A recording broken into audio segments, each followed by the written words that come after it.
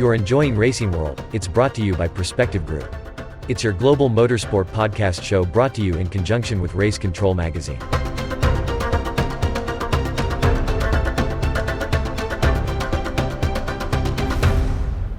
Well, things are certainly hot in IndyCar right now, that's for sure. Dixon back on the podium, back on the top step. Alex Palou, well, he's just everywhere. It's another edition of Racing World.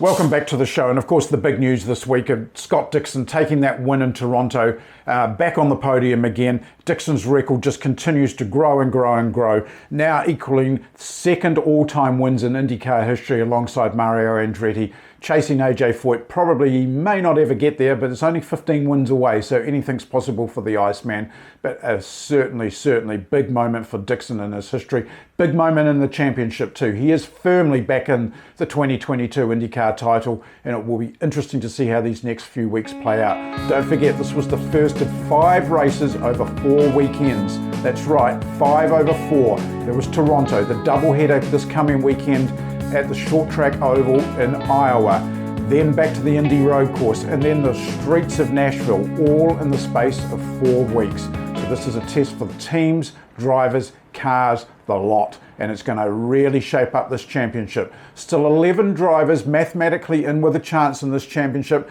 and I think probably after the doubleheader at Iowa, we may get that down to possibly 9, and we'll see Alexander Rossi drop off mathematically, but time will tell on that one.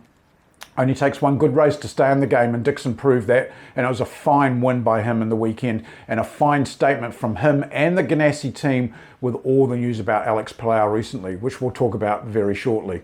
Turning our attentions to the Toronto race, and first of all, practice went, well, it was pretty much dominated by Rossi. Simon Pagenaud going in as a bit of a favourite, as the last winner that we had there some years ago when the teams were last there in 2019. So it's been quite an absence from Toronto. Fantastic venue, as I've mentioned before. I went to the very first Champ Car race back there in the mid-80s, I think it was. And it was a great venue, exhibition place right by Lake Ontario. Very nice venue, very close to downtown Toronto, very easy access for dining and accommodation options. So it's a good venue. Rough, demanding, multiple track surfaces around that track, and that's something that came up. And then the moving of the pit lane this year to the other side, Tony Cottman coming into the equation and helping redesign a modified pit lane for this year, which I'm sure we will see change by next year and allow for more space. If the series car count continues to grow, they need more space there, and that's something that all the drivers have said that needs attention. The shape of the pit lane does as well, so I'm sure that's well and truly on the horizon for the promoters and for IndyCar itself. But overall, Toronto, great to see the Canadian crowd back, certainly supported the event, and it was brilliant. Qualifying itself, it was interesting. One of the early victims again, Alex Palou with car issues.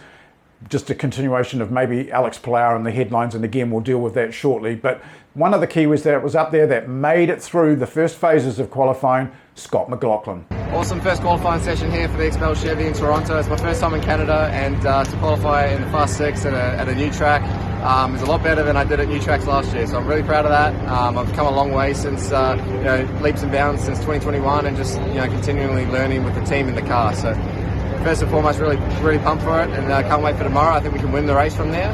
Certainly believe I got the car to do it, so see how we go.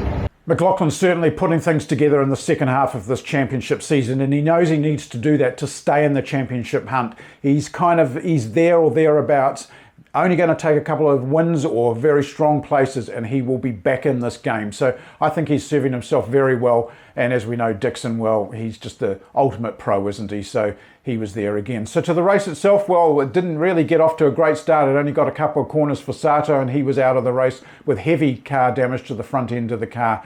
Then the race kind of started to play itself out, but as always, yellows bring yellows, and there was a series of those that involved multiple drivers. There was some banging again by Rossi and other people out on the track, and I think that's just a sign of the fact that this track was very narrow, very difficult to pass.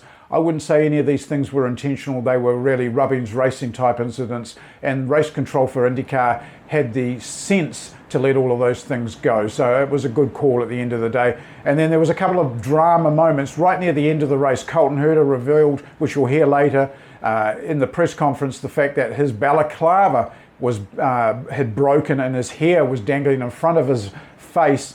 during the closing stages of the race, and he was finding it hard to see. So that's something that needs to obviously be resolved from Colton. And then Dixon, on the last lap, saw a plastic bag on the track and went to avoid that, and you'll hear him talk to me about that in a minute.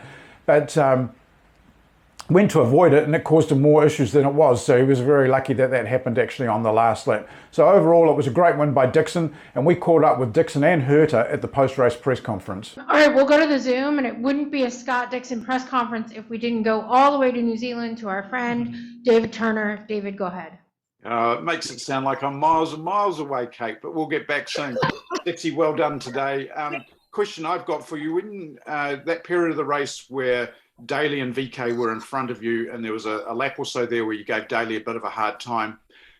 What says to Scott Dixon risk versus reward, knowing that they were on a different strategy? Yeah, it's always hard because you're not sure exactly how much fuel they've been saving, right? So you don't know how far they can go. And I knew today with Honda and what we were able to achieve on fuel mileage. Even the longest stints were very easy for us. We could really extend.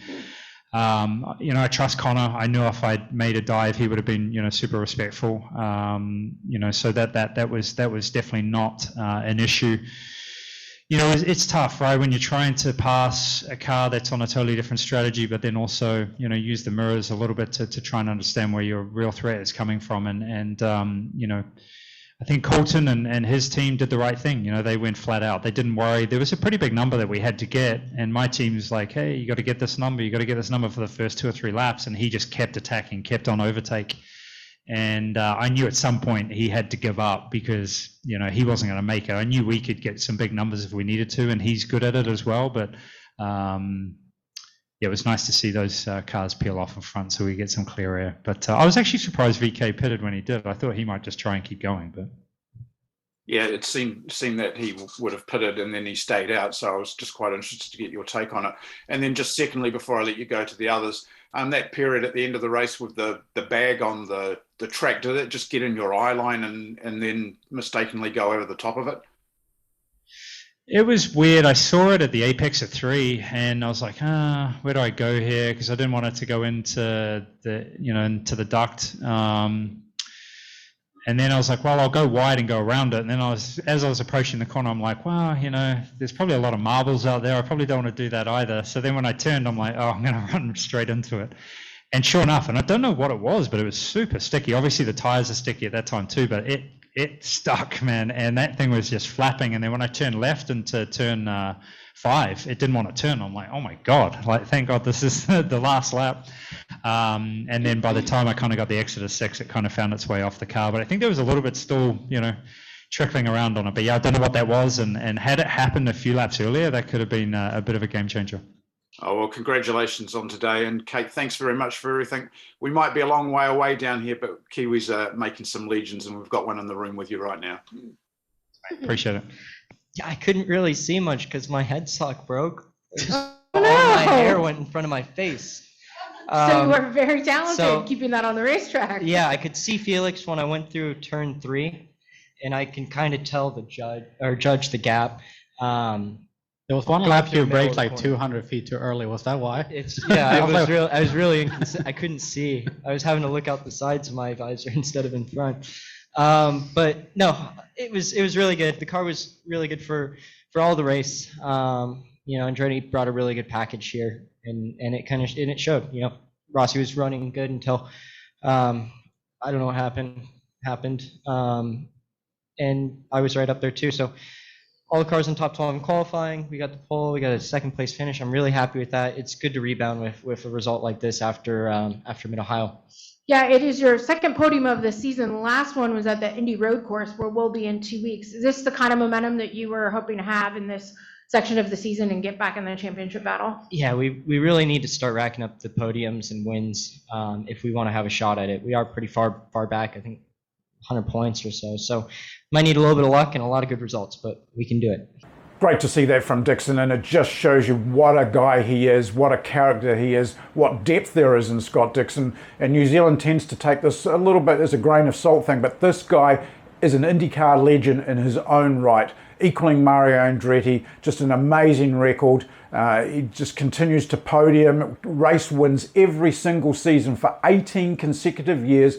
Dixon has won at least one IndyCar race. Just think about that as a stat for a moment, and how many people are trying to get their very first win, let alone 18 years in a row. That is just an amazing feat from Dixon. Anyways, back towards the race, and one of the first victims in the race was Sato, and we had the chance to catch up with Taku straight after the race. Toronto race was a very, very short. Really appreciate the boys did a fantastic job putting everything together. In this warm-up in the morning, we were very competitive. It didn't really show on the timesheet, but on a primary tire, we were in top 10, and we were very comfortable, very confident actually in the car. So going to the race, it was very optimistic, and then I actually made a good start in turn 1. I already overtook a couple cars, and then going to turn 1 side by side with a lot of boys, and then I just went to the minimum risk, so I basically gave up the position and then bring him back and prepare for the turn 2, where basically for me I left enough space inside, but one of the shunt cars coming and side by side, and he lost it and basically slammed into me from the side, and then basically that's sent me off to the wall, which was very disappointed because it's just a bit too much, it's unnecessary for me, but that's what happened, and very unfortunately I have to retire after turn 2, so it's a very disappointed weekend, but car was very fast, very competitive, and thank you very much for everyone's support. Toronto, Canada, it was a fantastic. Look at these people, the fans waiting, and it was a shame, but hopefully we continue to show good speed next week in Iowa doubleheader, and just keep head down, do our job. Then a drive that kind of got a little bit underrated, and that was the defending champion from 2019, Simon Pagenaud. Started very, very deep in the field, ultimately ended up finishing 7th, and didn't really get the recognition maybe that he did with all the other things that were going on. But for Pagenaud, that was a strong drive, a very dominant Honda weekend all round, and it was great to see him finish 7th. Awesome recovery today. Finished P7. Well, great race. Amazing strategy from the stand. Mike Shank, and obviously, I'm so proud of the whole team for great pit stops. We, Toronto is usually madness, and I feel like we extracted the best out of what we could do today. P7 in the end with a great race car, and I feel the momentum of the team. So very excited for the race that are coming up. We have races every weekend, the next 3. So we are looking to be doing very well in Iowa next week. And then a driver that really impressed me across the whole weekend, very strong in qualifying, made the Fast 6 for the very first time, Dale Coyne driver David Malukas. Now I think if I was Chip and I had to go shopping for drivers, this would be one I'd look at because, we all know that drivers come out of the Dale Coyne stable. Dale Coyne tends to find talent, which I think he has with Malukas, and we're seeing this now. He's a more confident driver. And this could be a driver of the future, but it was a strong performance by Malukas. His race finish position didn't really reflect how strong he'd been earlier in the weekend. And I really think that this was a really, really good drive from him. Right, we just finished the race here, and I survived no blisters this time. That was kind of my main worry going into it, but there was thankfully a good amount of yellows, and I think it stopped the blisters from forming. But overall, I was very happy with how the race went. We managed to do a very early undercut, and I was pushing like crazy on the second stint on the primaries, and we managed to gain a few positions, and then we really had to do a massive fuel save and tire save to make that long stint, that middle stint, and I think it went very well. We did lose a few positions here and there, but I did learn a lot on how to judge when the car's going to make a move from behind me and how to get on that button. But overall, I learned a lot, and once again, I think it was a good gain. It's just unfortunate on that last pit stop when it was all chaotic, we managed to make a bit of a mistake on our part, so we lost a few positions there. But overall, I mean, again, we learned a lot. I feel like just this one race, I matured probably another 20 years of my life. So thank you to the whole team. I will see you guys at Iowa. Then to the other categories that were racing at the Toronto Street Race, and of course the ones that we have to look at was the Road to Indy Series. Now Indy Lights weren't there, but US F2000 and Indy Pro were. As far as New Zealand listeners and viewers of this show are concerned, the two Kiwis there, Jacob Douglas and Billy Fraser. This was a fantastic weekend from Jacob Douglas. Well done, well deserved, really nailed it. Had strong in qualifying, two great race results. He finished 5th in race 1 and 7th in race 2. Billy Fraser having a bit of a mixed weekend with a 13th and a 15th placing, dropping Fraser down now to 5th in the championship, while Douglas moves up to 12th in the championship. And I really think for Jacob, this was a great turning point for him. Good confidence boost as well, and very impressive drive from him around what is a very demanding street course. So congratulations to both those guys, and in particular Jacob in this one. The US F2000 series takes a break now. They don't rejoin IndyCar, or their next round is not until September at the Portland event, so it's quite a bit of a break for them whilst Indy Lights comes back into play. So a little bit of time to sit it out, but you hope that the momentum that both these guys have got carries on until the closing stages of the championship. And again, very proud of them as New Zealanders that they're waving the flag and they're doing the job and proving that the Road to Indy Series, as Will Power said to me in a few episodes ago, this is how drivers get all the way to IndyCar. And of course, our eyes also keep on Hunter McElroy. And then recently people have written in and commented to me, and I love the comments, so thanks very much. But a lot of people are saying, oh, this show is too IndyCar biased. I make no claim to the fact that it's not. It was always set up to be primarily an IndyCar and Road to IndyCar series first, but we talk Formula One, we've talked to international guests, and we talk about New Zealand Motorsport, talk about the New Zealand Motorsport Elite Academy. So for those people, if they feel that I'm slightly that way, I apologise for that. But equally, we consider all New Zealanders in this show, and then global motorsport as a whole. This is a motorsport show first and foremost, but it does have a slight bias towards IndyCar. Not going to deny that. So again, apologies to those that are offended by that, but we're moving on now, and we're going to talk more Kiwis. The other thing that happened over the weekend, 2 Formula E races on the very temporary circuit in New York City, or just across from the Hudson River on the other side of the river, and it was great to see Nick Cassidy taking out his very first Formula E win. Now, what an amazing finish to that race. The rain came down, multiple cars in the fence, including Cassidy. Thankfully, the organisers decided to red flag the race and then ultimately go back a lap, which gave Cassidy the win in that race. Maybe controversy? I don't think so personally. He'd done everything he needed to do. He qualified on pole for that race. Round 11 of the Formula E Championship was definitely about Nick Cassidy. And for those of you wanting to know, Mitch Evans finished 11th in that first race. Then to the second race, round 12 of the series. Mitch Evans back on the podium again with a 3rd place finish, and Cassidy 15th. Overall in the championship now, Evans is 3rd on 139 points, with Stoffel Van Dorn on 155 points leading the championship, so well within grasp. Cassidy's back down in 11th, but he's tied in a 3-way split with Sam Bird and Jake Dennis out of the UK, so they're tied for that 11th position. So plenty to play for in the Formula E Championship, but great to see again 2 Kiwis in there, and again to see Nick Cassidy in there. I really have always been a fan of Nick Cassidy. I'm not taking anything away from Mitch Evans, and in fact he's got a house just down the road from here where I live in Auckland. But you know, these 2 Kiwis are as good as the rest of the world, just like we have many Kiwis in many parts of the sport around the world, and they're waving the flag and doing a great job. So great results from both of them over the weekend, and certainly a great effort from Nick Cassidy to be on that top step of the podium for the first race. Right, and then of course to the other big thing this week, and that was the Alex Palou affair. Palougate, as some people are calling it. Where's it going to go? No one knows. I've got some views on it. I'm not going to say that they're right, wrong, or otherwise. I think it's been a victim of how the media react these days with the use of the internet, social media, Twitter in the US particularly. Not so much Facebook, but certainly Twitter over there. And there's been lots of knee-jerk reactions. What's the true story behind it? Probably only a few people know.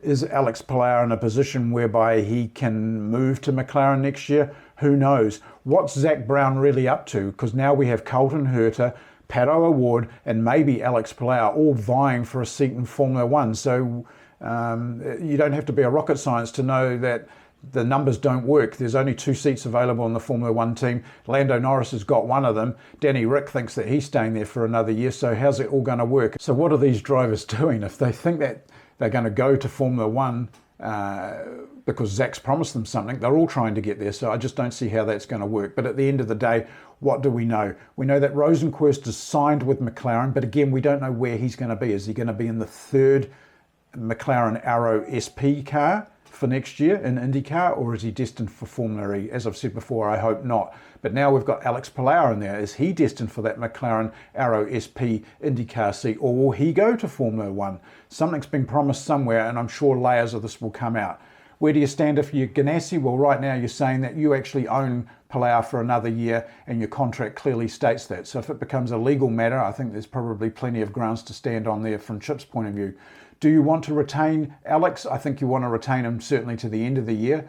And then I think maybe you'd have to look at scenarios of letting him go, because the harmony within the team may not be what you need it to be to go on and win another championship. But for now, naming rights sponsor on the side of that car with NTT and data on there, you've got to keep him to the end of the year.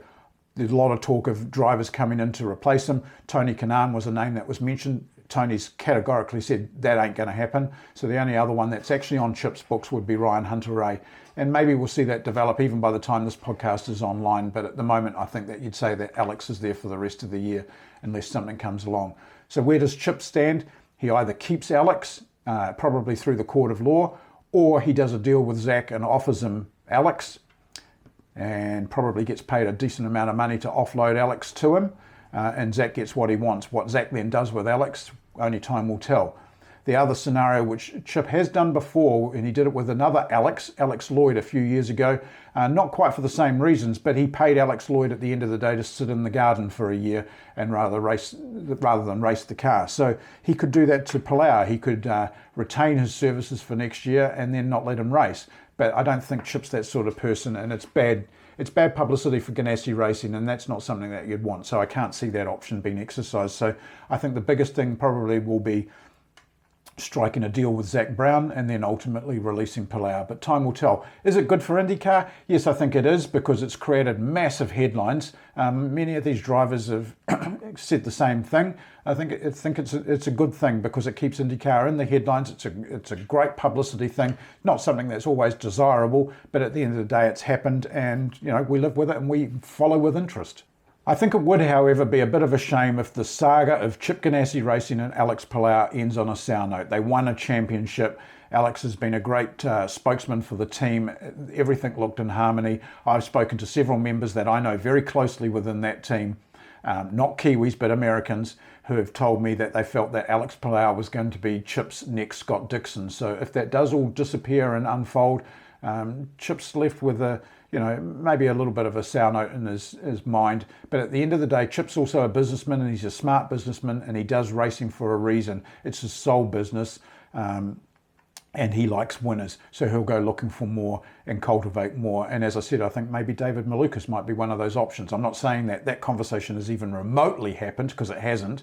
But if I was on the radar, based on what I saw Malukas do in Toronto, I'd put Malukas on my radar. But, there could be other options there. There's plenty of fresh talent. I know that there's some people that are currently in F2 that are looking about coming across the Atlantic to join the IndyCar series. So there's lots and lots of things. So I'm sure by the time we get to the doubleheader at Iowa, we'll see a whole new part to this puzzle, that's for sure. Speaking of Iowa, doubleheader, 2 races around the oval, very big week for the whole Iowa complex. Great little circuit, been there once, watched a race there, fantastic venue. Really looking forward to that. Another turning point in this championship. Because of the 2 races back-to-backs, you do some damage on the first race on Saturday, the onus goes back on the team to get you back in there on Sunday, and you need to recover from that. You need to come away from this weekend with a tidy points haul. Anything less than that, if you are in those 11 that are chasing the title, you need to stay in that group of drivers. A drop off now will hurt you very badly, because we're almost getting at the point now where there's not going to be enough time to recover. So it will be very interesting to see. And then of course back to Indy for the road course, and then the bumpy streets of Nashville with some modifications over what we saw on the debut race at Nashville last year. So there's plenty to come for. So again, thanks so much for watching Racing World. We bring you this because we enjoy doing it. It is a true motorsport show at the end of the day. As I've said, we do follow IndyCar, but we do it for fans of motorsport. So I hope you like that. Please feel free to leave your comments. I do look at them, read them, and reply to them. And don't forget to subscribe as well, because that is what is going to keep this channel going. So until next week, take care out there, and thanks again for watching Racing World.